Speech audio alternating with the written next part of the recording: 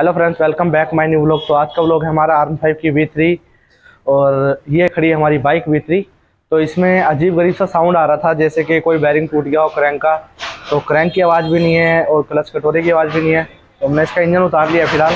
तो मैं बाइक पे स्टार्ट करके देखना भूल गया था।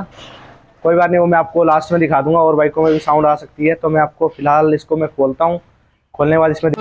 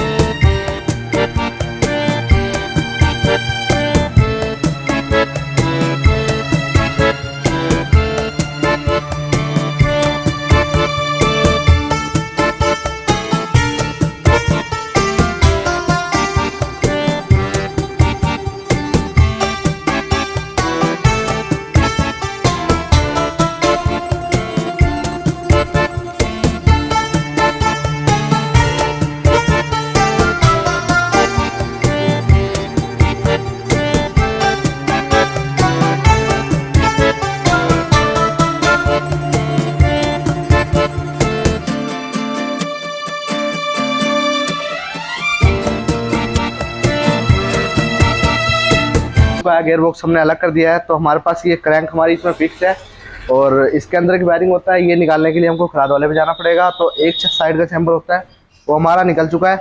तो इसके क्रैंक के वायरिंग में थोड़ी सी आवाज़ है, तो मैं आपको इधर से दिखाता हूँ। ये इसमें काफ़ी ज़्यादा रगड़ की साउंड है। अभी तो कुछ भी नहीं है, जब गाड़ी चलती है तो RPM ज़्यादा होता है, इस चक्कर में ज़्यादा आवाज़ करती है। तो फिलहाल मैं इसका वायरिंग चेंज कराता हूँ।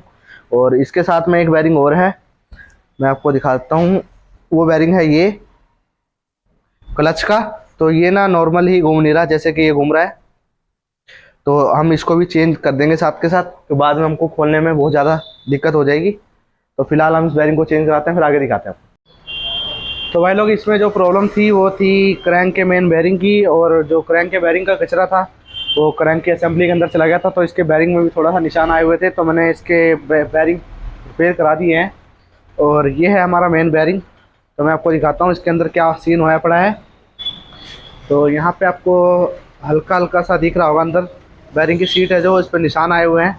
तो ये बेयरिंग बिल्कुल ख़त्म हो चुका था, इसमें बिल्कुल भी वो कुछ नहीं था दम।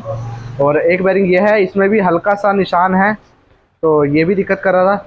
तो फिलहाल हमने दोनों बेयरिंग चेंज कर दिए हैं। और तीसरा बेयरिंग हमारा ये है गियर बॉक्स का। ये तो नॉर्मल बेयरिंग आपको मिल जाएगा कहीं से भी, लेकिन जो ये बेयरिंग है ये हमने SKF के स्टोर से परचेज़ करें। तो फिलहाल हमने इसमें बेयरिंग वगैरह फिट कर रखे हैं, क्रैंक वगैरह रिपेयर करा रखी है। तो फिलहाल मैं इसका गियर बॉक्स फिट करता हूँ और उसके बाद आगे दिखाते हैं आपको।